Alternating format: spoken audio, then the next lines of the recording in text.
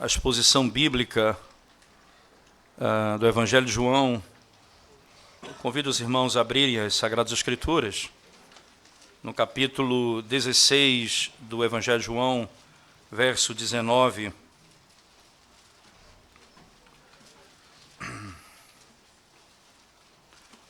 João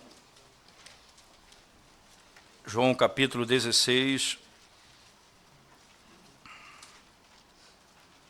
versículo 19. A partir do verso 19, nós leremos até o 28. Diz assim a palavra de Deus. É o capítulo 16, verso, na realidade, 16 em diante. Não 19, 16 em diante. Diz assim o texto sagrado: um pouco e não mais me vereis. Outra vez um pouco e ver-me-eis.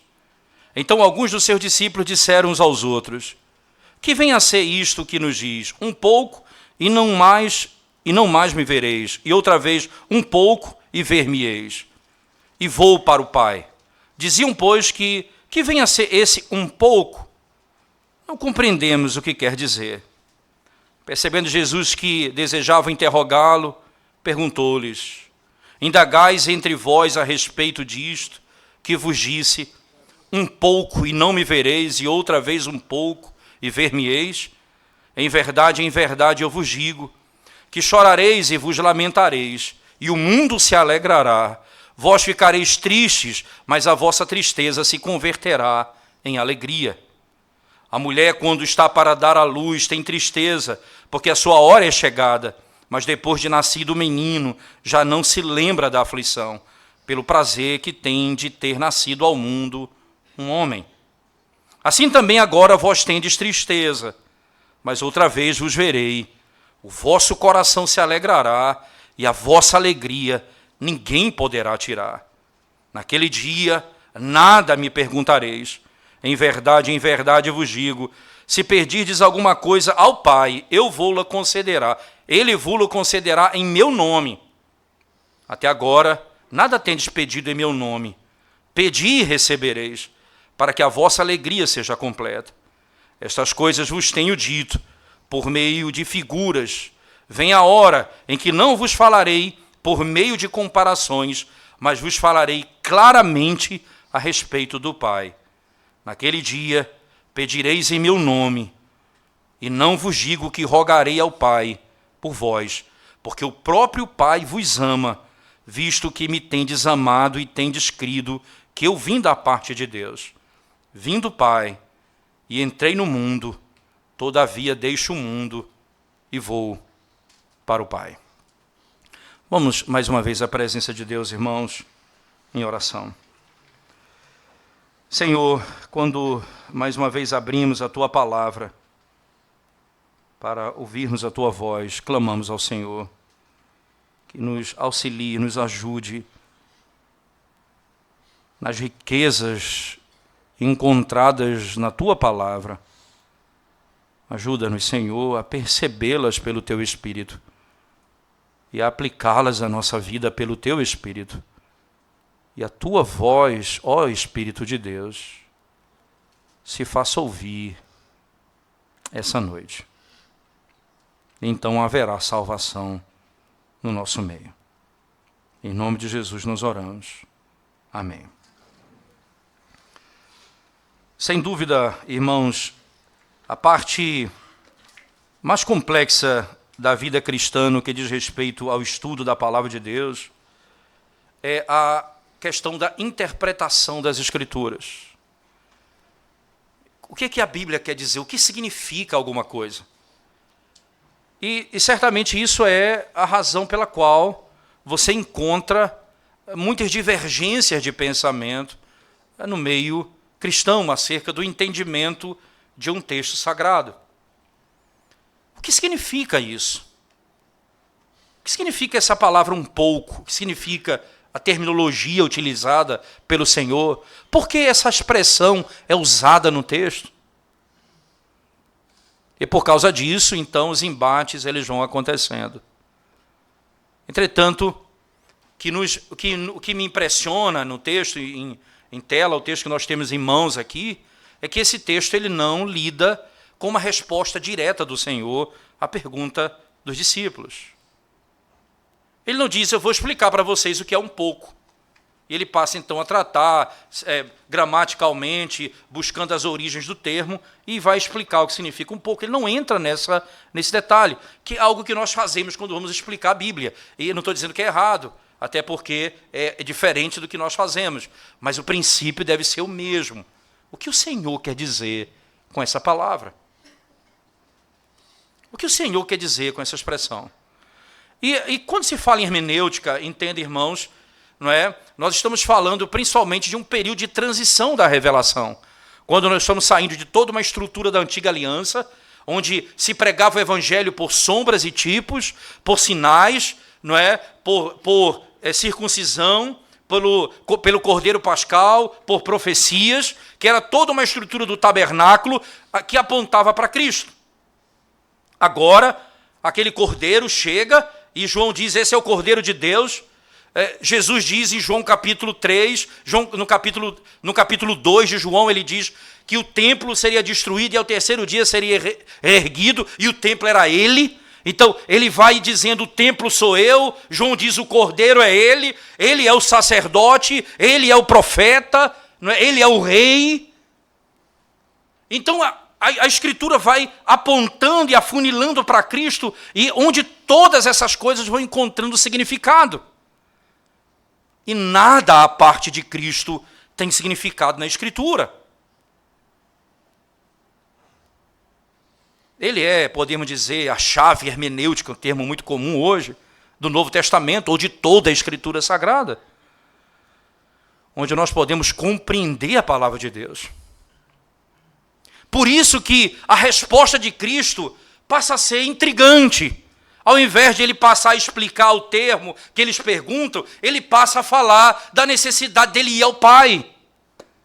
Então parece que fica claro no discurso de Cristo que o fato dele ir ao Pai significa algo associado à nossa habilidade de interpretar. É interessante porque no capítulos que antecedem esse, o 13, o 14, o 15, Jesus está consolando a igreja. São as últimas horas de Cristo na terra. E ele vai se apartar, se separar dos discípulos. E a angústia toma conta do coração deles. E Cristo está falando tudo nesse contexto. Eu estou indo e vocês vão ficar. E o coração deles angustiado, querem compreender o que está acontecendo. E Jesus passa a consolá-los. E uma das maneiras que Jesus os consola é dizendo que eu vou para o Pai. E lá eu vou fazer morada, para que onde eu esteja, vocês estejam comigo também. Lembre-se que nós, quando tratamos desse texto, trazendo à memória aquele sermão específico de João, quando nós tratamos desse texto, nós falamos o seguinte, que o que Jesus disse ali não significava que ele foi preparar moradia para as pessoas, até porque não significa que isso é de segundo plano. Não havia moradia preparada para eles antes da fundação do mundo. Ele foi preparar agora de última hora para a salvação da igreja. O que ele quis dizer é, as barreiras que impediam vocês de habitar no céu serão agora tiradas, porque eu vou para junto do Pai. Agora vocês poderão ir ao Pai, porque eu estarei lá com o Pai. Jesus diz, olha, se eu não adentrar a glória, vocês não estarão com o Pai. Mas ainda mais, vocês não vão entender as Escrituras. Vocês não vão compreender as Escrituras. Ora, veja se a ressurreição não tem um papel hermenêutico fundamental. Paulo, escrevendo aos Colossenses, disse assim, em Cristo está todo o tesouro do conhecimento de Deus. É nele que todo o tesouro do conhecimento de Deus está guardado. Você não vai conhecer a glória de Deus se não conhecer a Cristo. E ele vai adiante ainda. Quando você lembra, por exemplo, no Evangelho de Lucas, no capítulo 24, a última sessão do capítulo 24 de Lucas, quando Jesus, depois de ressurreto, andando com os discípulos, 2 discípulos, no caminho de Emaús, e eles, então, conversando entre si, Jesus se aproxima deles e fala: o que vocês conversam? Ele diz: só o senhor não sabe o que está acontecendo na região? Tudo isso que aconteceu, o senhor está por fora, o senhor estava onde? E aí Jesus começa a falar com eles. E aí diz o texto no verso 44 de Lucas 24, partindo de Moisés, dos profetas e dos salmos, ele passa a explicar a eles o que Moisés, o que os profetas e o que os salmos falam a respeito dele, o Cristo ressurreto. E aí, quando ele parte o pão, eles reconhecem que aquele é o Cristo. E Jesus passa agora a expor a palavra para eles. E eles dizem: ardia o nosso coração quando o Senhor falava conosco. Eles passam a compreender a glória do Evangelho de Cristo depois da ressurreição de Cristo. Como é que se prega o Evangelho de Cristo depois da ressurreição de Cristo? Nenhum sermão em Atos, registrado em Atos, fugirá essa estrutura homilética. Eles pegam um texto do Antigo Testamento, apontam e dizem: aqui é o que diz o Novo Testamento sobre ele, e aplica à igreja neotestamentária. Irmãos, até mesmo quando eles foram escolher um outro apóstolo, por causa que Judas havia sido tirado por suicídio e pelo pecado, eles citam o Salmo 69, dando fundamento para aquilo que eles iam fazer agora na igreja. Agora é como se o texto se abrisse, é como se o Antigo Testamento saltasse aos olhos dele, e eles passam agora a compreender toda a Antiga Aliança.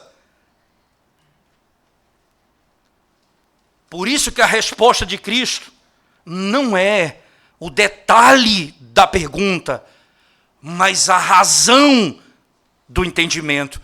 Porque eu vou adentrar, porque eu vou para o Pai.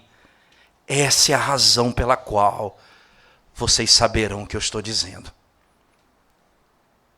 A ressurreição de Cristo, a entrada na glória de Cristo, será inequivocamente a grande maravilha hermenêutica, redentiva, sim, hermenêutica também, que nós vamos compreender. Ora, se não é exatamente isso que Paulo está dizendo, por exemplo, na segunda carta dele aos Coríntios, texto muito comum, utilizado até de modo errôneo, no capítulo 3, quando diz assim: onde há o Espírito do Senhor, aí há liberdade. Costumeiramente as pessoas utilizam esse texto para falar, por exemplo, de liturgia. Então, dirigente de louvor costuma dizer isso: aqui o Espírito do Senhor está no nosso meio, então façam o que vocês querem. Se o Espírito está no nosso meio, há liberdade no nosso meio. Coisa estranha, porque Paulo não está falando nada disso no contexto. Ele está falando, há um véu posto. Quando eles leem Moisés, eles não entendem, porque tem um véu. Mas quando o Senhor, pelo Espírito, lhes é revelado, o véu é tirado. Onde há o Espírito, aí há liberdade. Eles passam agora a compreender as Sagradas Escrituras. Não compreendiam antes. O véu é tirado. Eles passam a ver o que não podiam ver. O que significa, Senhor? Só um pouco. O que essa expressão significa? Então Jesus passa a responder. E o que me impressiona nessa narrativa, além desse aspecto, é dizer o seguinte a vocês: que um dos aspectos mais extraordinários da hermenêutica diz respeito ao entendimento da oração. Porque agora, Jesus diz, tudo que vocês pedirem a Deus em meu nome, Ele vai dar. Ele vai chega a dizer, eu não vou orar por vocês, porque o Pai sabe que vocês me amam. A coisa vai estar tão imbricada, que agora Jesus está dizendo, não é que vocês não têm de pedir pelo meu nome, é que agora vocês têm acesso direto ao Pai. Agora vocês têm acesso direto ao Pai. Pelo meu nome. Na sequência do texto, quero que você volte comigo, por favor. Texto de João. Voltemos para os detalhes da narrativa. Entendido um pouco dessa estrutura geral, veja que o texto diz, um pouco e não mais me vereis, outra vez, um pouco e ver-me-eis. Um pouco e um pouco. Isso então preocupa os discípulos, e então alguns dos seus discípulos disseram uns aos outros, que vem a ser isto que nos diz, um pouco e não mais me vereis, e outra vez, um pouco e ver-me-eis. E vou para o Pai. Veja o ponto, e vou para o Pai. Diziam, pois, que vem a ser esse um pouco. Não compreendemos o que quer dizer. Nós não compreendemos o que isso quer dizer. Jesus, então, passa a responder.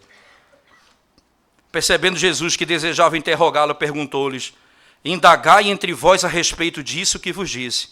Um pouco e não me vereis, e outra vez um pouco e ver-me-eis. Que coisa interessante, você tem aqui quase 5 versículos falando a mesma coisa. Um pouco e vocês vão me ver, um pouco e depois vocês vão me ver. Um pouco não vão me ver, um pouco vocês vão me ver. O que significa um pouco e um pouco? Jesus fala, vocês estão me perguntando sobre um pouco e um pouco?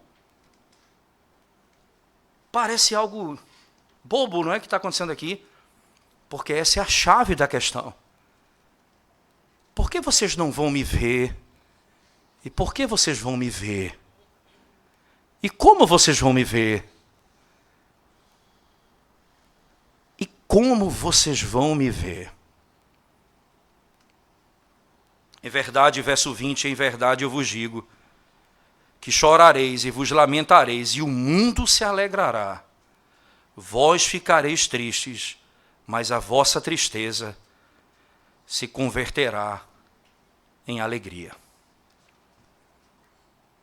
Jesus está falando aqui da sua morte.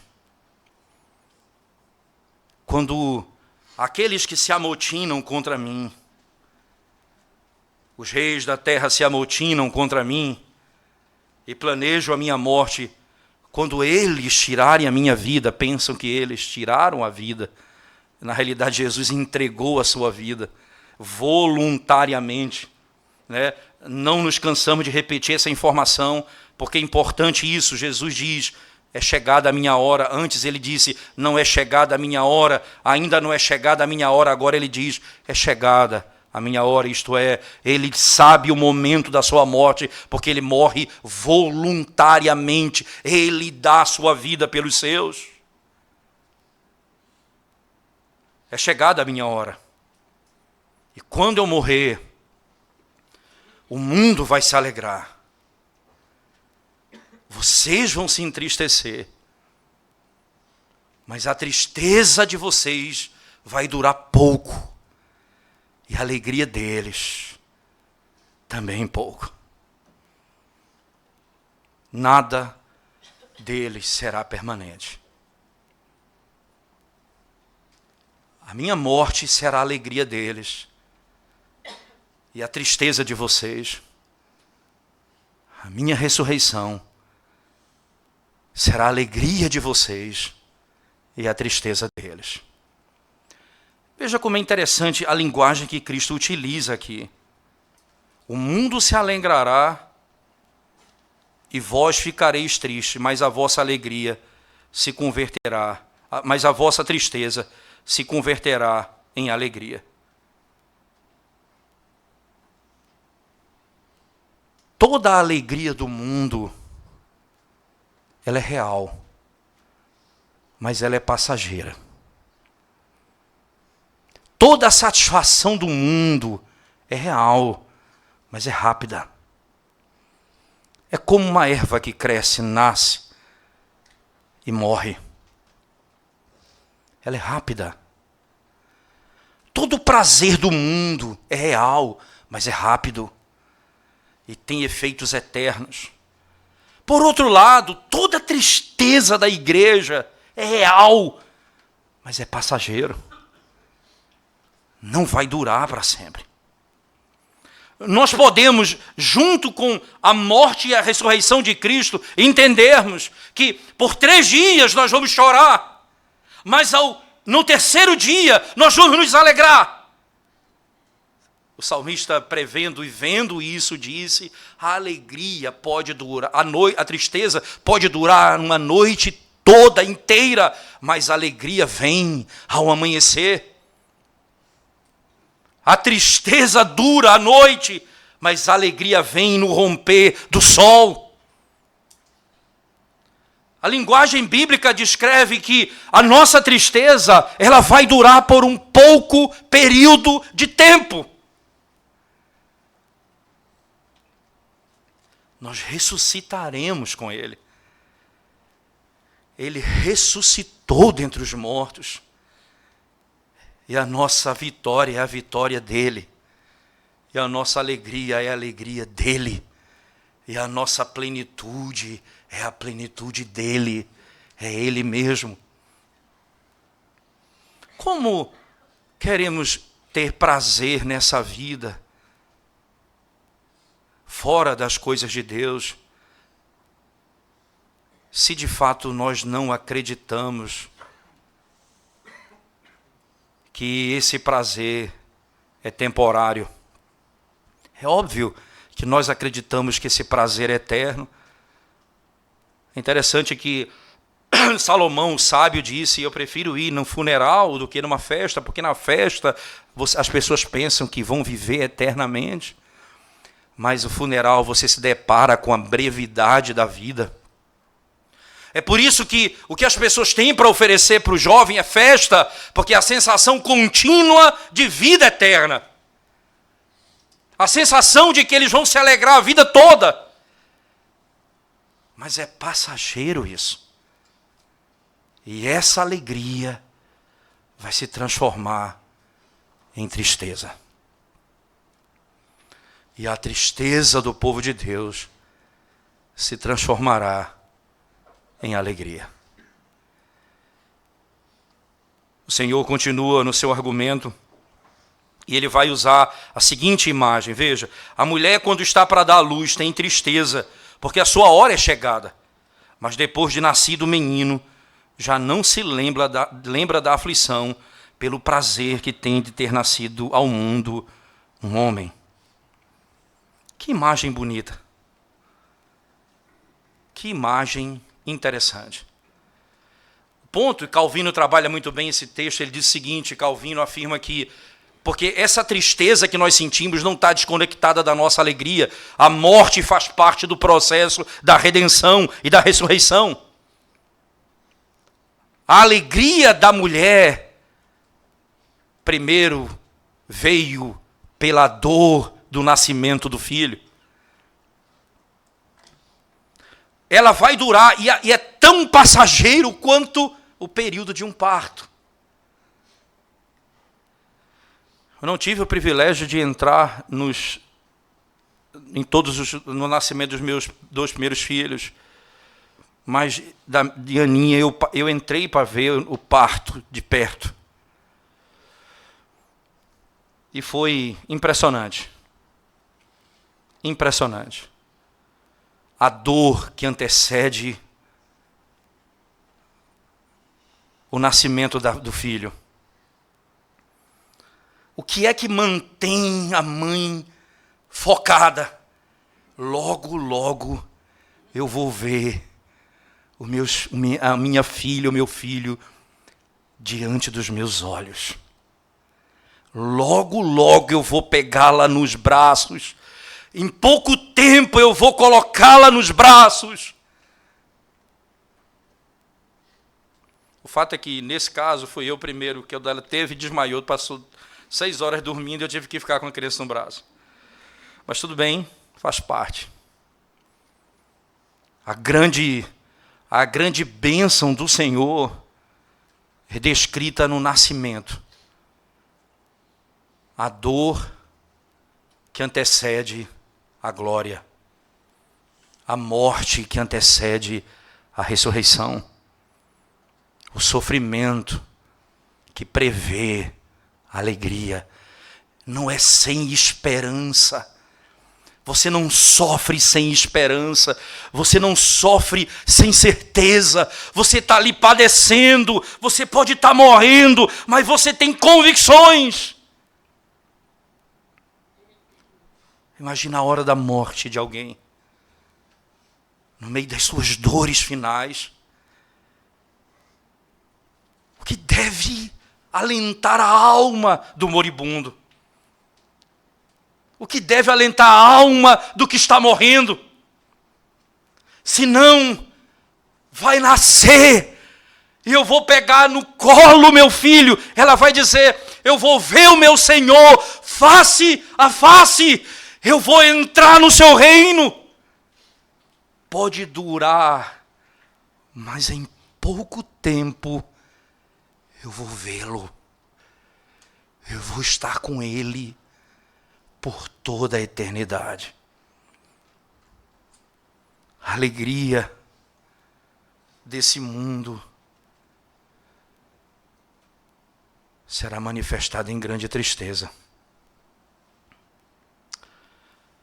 Quando no meio de festas e orgias, pessoas são arrancadas desse mundo. E de repente se vê sentadas diante do juiz de toda a terra. A alegria deles não mais se verá. O sorriso do seu rosto foi arrancado.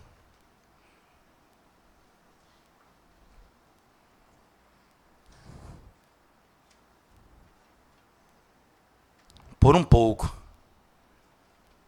vocês não me verão mais, mas um pouco mais, vocês me verão.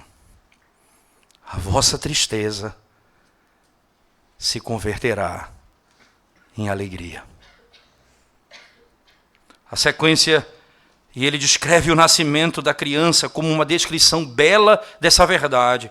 No verso seguinte, verso 22, assim também agora vós tendes tristeza, mas outra vez vos verei, o vosso coração se alegrará, e a vossa alegria ninguém poderá tirar. Que coisa impressionante isso aqui. Isso aqui é um mundo de verdade, irmãos, um mundo de verdade. Imagine o seguinte.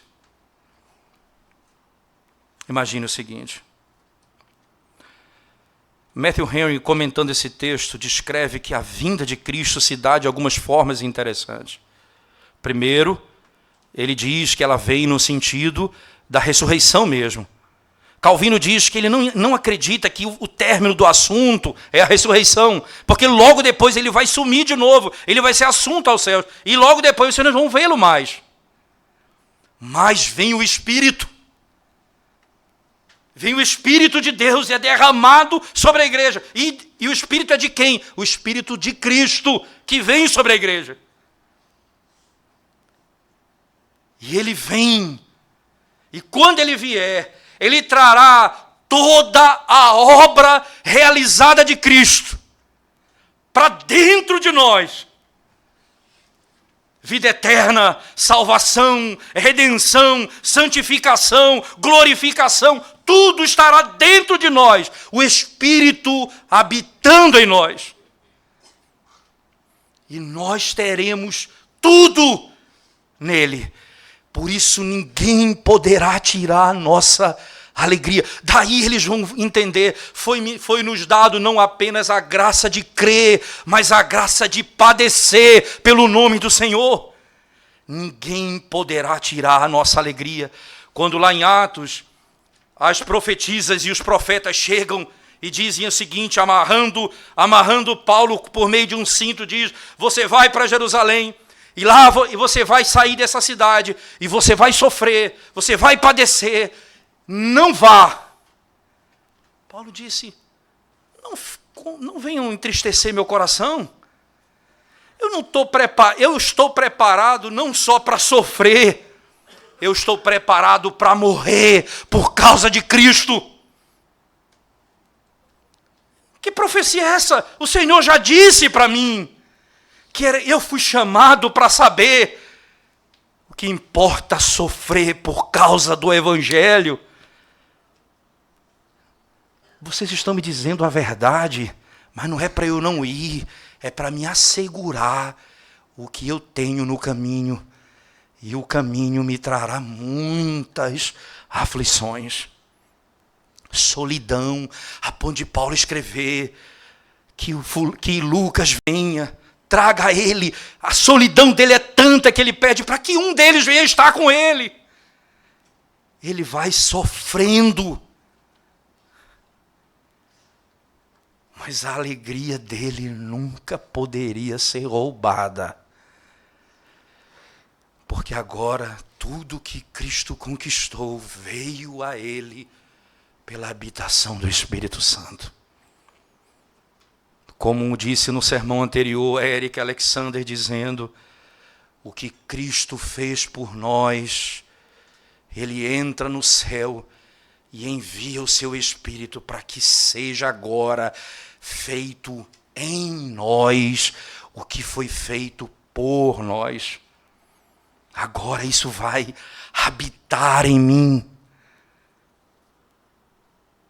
É por isso que nunca a nossa alegria cessará. Não é, Calvino penso que está certíssimo no argumento quando diz que não é pela ressurreição dele imediata que vem essa alegria. Sim, ele ressuscita, é alegria imediata, mas ele vai em 40 dias a ser assunto aos céus. E por que essa alegria seria permanente? Porque a esperança daquilo que Cristo conquistou estaria neles pela habitação do Espírito que vive neles.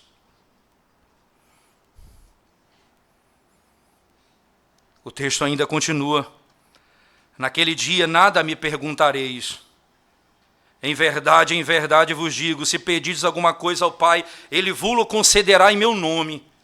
Até agora nada tendes pedido em meu nome. Pedi e recebereis, para que a vossa alegria seja completa. E aqui a oração encontra o seu ápice, no conceito bíblico. Jesus diz, naquele dia nada me perguntareis. Interessante é que Jesus aqui não está dizendo, meu papel acabou.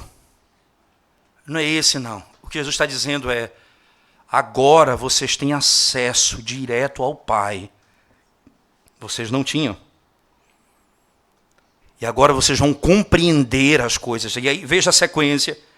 Em verdade vos digo, se pedirdes alguma coisa ao Pai, Ele vos concederá em meu nome. E aí vem o princípio importante. Vocês vão pedir, Ele vai dar em meu nome. Significa de acordo com a minha vontade, de acordo com a minha intercessão, de acordo com a minha obra, de acordo com aquilo que eu conquistei para vocês. Tudo o que foi dado a mim foi conquistado pela obediência meritória de Cristo, e o que nós pedimos ao Pai em Cristo, nós receberemos. Obviamente, aquilo que Ele conquistou por nós. Não é o que nós queremos na vida, mas o que Ele conquistou por nós. Tudo Ele nos dará. Aí Ele diz, agora nada tendes pedido em meu nome. Interessante isso. Em outras palavras, vocês não têm orado em meu nome. Até porque, entenda, irmãos, você lembra da transição da antiga para a nova aliança. O ponto em questão aqui é, eles oram, e aí você tem a intercessão do sumo sacerdote, você tem um sistema sacrificial. Então tudo isso era feito por esse meio. Agora Jesus está dizendo, eu vou para o Pai. E vocês não têm pedido em meu nome, agora vocês vão pedir em meu nome. Porque em meu nome vocês terão acesso ao tesouro do conhecimento. Vocês terão acesso ao Pai, que vocês não têm. Somente no meu nome vocês terão. E aí ele diz, vocês pedirão e receberão, para que a vossa alegria seja completa. O que é alegria completa aqui? Que nós vamos pedir ao Pai, no nome de Cristo, e Ele nos dará. Porque isso é alegria completa, irmãos. Porque agora eu tenho acesso direto a Deus por meio de Jesus Cristo. E a minha oração é feita em nome de Cristo, baseado na obediência meritória de Cristo. E aquilo que eu recebo dele, recebo em nome do Filho. Significa, então, que eu tenho tudo nessa vida. Veja a ideia da alegria, porque no verso 22 ele diz, e a vossa alegria ninguém poderá tirar, no final do verso 22. E no final do verso 24, e para que a vossa alegria seja completa. Por que ninguém vai poder tirar essa alegria? E por que a alegria vai ser completa? Porque a nossa alegria, irmãos, é que agora nós estamos diante de Deus por meio de Jesus Cristo. E nós somos ouvidos pelo Pai por causa de Cristo, pelo sacrifício de Cristo. Você já pensou na oração com uma alegria completa? Você já parou para pensar que a oração é a manifestação dessa alegria completa? Em que você tem acesso ao Deus Todo-Poderoso por meio de Cristo. Em que você se achega a Ele, ao trono da graça, por meio de Jesus Cristo.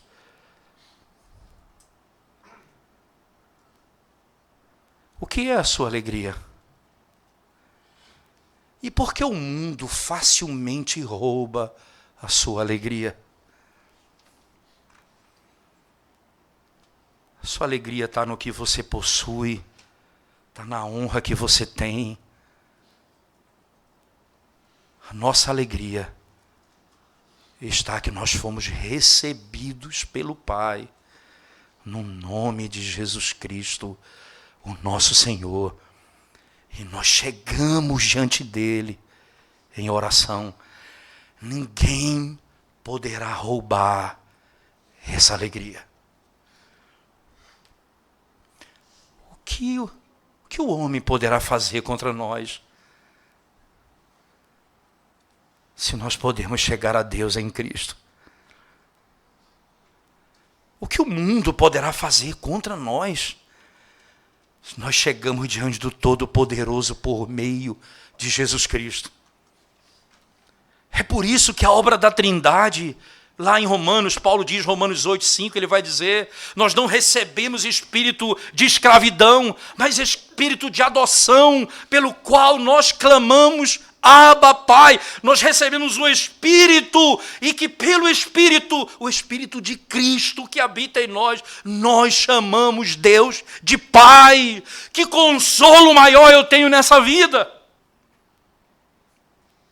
Que glória maior eu posso ter nesse mundo! Quem poderá roubar minha alegria? Se eu tenho acesso ao Deus de toda a glória e de toda a terra, o Senhor do universo, o Criador de todas as coisas, que tem nas mãos o governo, Senhor de toda a glória, quem poderá roubar minha alegria? Quem poderá tirar o meu prazer?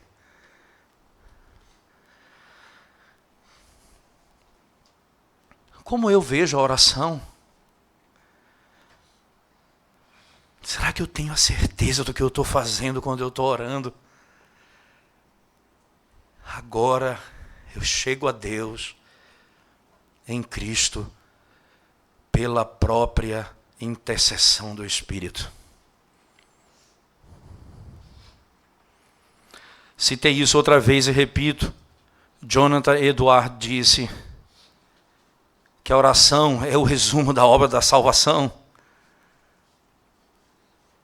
Porque nós somos expulsos da presença de Deus e a oração nós somos trazidos de volta à presença de Deus. E Ele vai me buscar lá, Ele manda o seu Filho, me resgata, é o meu sumo sacerdote, eu oro por meio dEle, eu falo no nome dEle, mas ainda eu não sei orar. E Ele envia o Espírito que me arrasta e me faz crer no Filho dEle.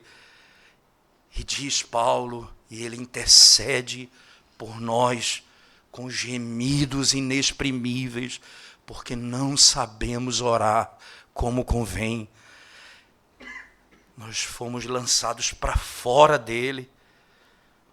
E quando somos trazidos de volta a ele, a voz que ele ouve é a voz do Espírito falando a ele. Porque nem orar eu sei.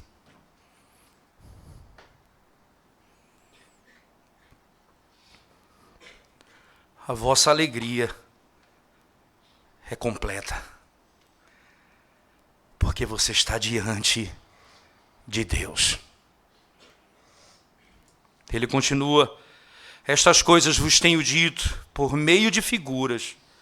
Vem a hora em que não vos falarei por meio de comparações, mas vos falarei claramente a respeito do Pai. Naquele dia pedireis em meu nome, e não vos digo que rogarei ao Pai por vós, porque o próprio Pai vos ama, visto que me tendes amado e tendes crido que eu vim da parte de Deus. Vim do Pai e entrei no mundo, todavia deixo o mundo e vou para o Pai. O Deus que se torna homem, o Deus entre nós, o Emanuel, o Deus conosco, veio, obedeceu, nunca pecou, morreu, justo, santo Deus, morreu, foi sepultado, ao terceiro dia vence a morte. E agora, eu não tenho um Deus conosco simplesmente. Agora nós temos um homem no céu. Nós temos a perfeita humanidade no céu. Agora, essa é a minha esperança. Eu vou habitar o céu, porque há um homem no céu. Jesus Cristo, homem, Ele está nos céus. E porque Ele voltou para o Pai, eu posso ir ao Pai. Ele abriu o caminho, as barreiras foram tiradas. Agora eu posso orar ao Pai, porque eu oro por meio dele. As barreiras foram tiradas, eu tenho acesso a Ele. Agora eu estou diante do Todo-Poderoso por meio do meu amado Salvador, Jesus Cristo. E nele, somente nele, a minha alegria é plena, é perfeita.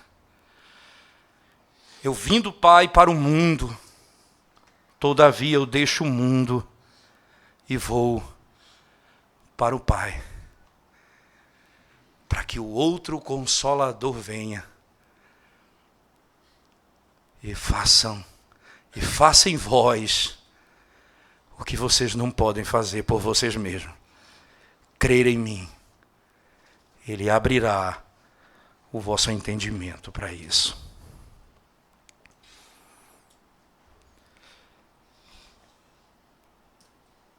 Que tanto entendimento.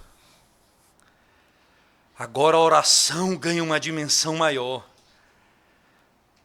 Agora a compreensão da Escritura é fruto da obra da ressurreição e da vinda do Espírito Santo. Você entende que hermenêutica não é algo que foi deixado à especulação humana, nem a oração foi deixado à especulação humana. É obra extraordinária do Deus que faz com que o homem compreenda a sua obra por meio do Filho, pela obra do Espírito, e tenha acesso a Ele em oração.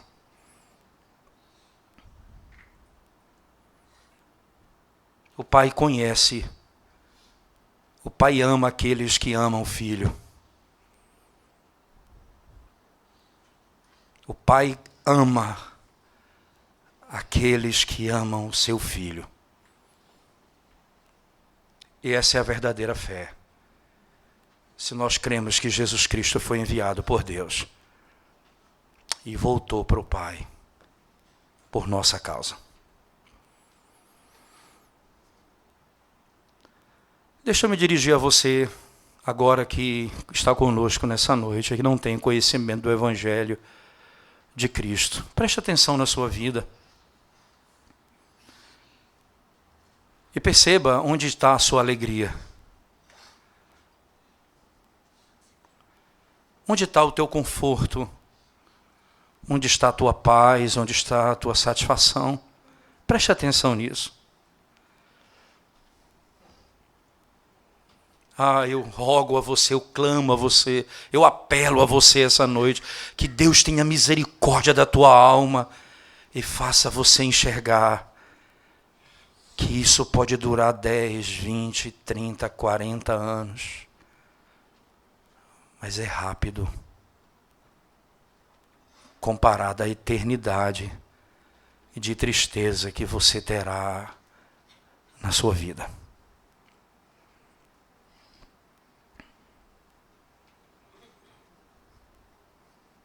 A tua alegria será transformada em tristeza. Agora, meus irmãos em Cristo, que já confiaram em Cristo Jesus e creram no seu nome e têm acesso a Ele, você pode estar passando dias difíceis, dias de sofrimento, de tristeza nesse mundo, de perseguição. Mas haverá um dia em que essa tristeza será transformada em plena alegria.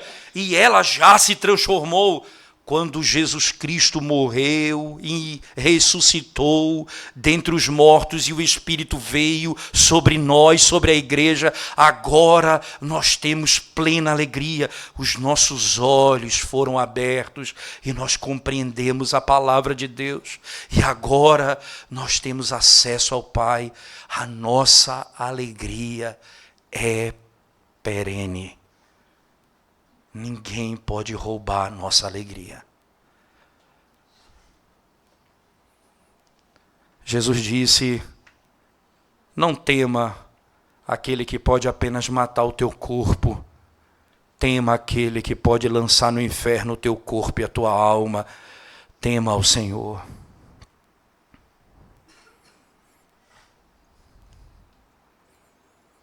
Tema ao Senhor.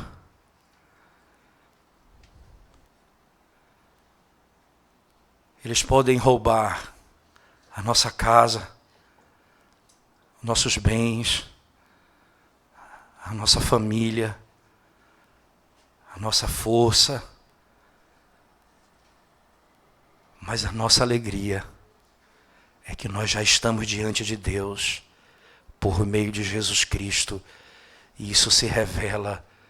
Nós podemos estar diante dele em qualquer circunstância como essa, porque em nós habita a vida eterna, habita Jesus Cristo. Você, irmão, hoje pode ter esse consolo que o mundo não sabe o que é, que o mundo não conhece. Você pode ter esse consolo.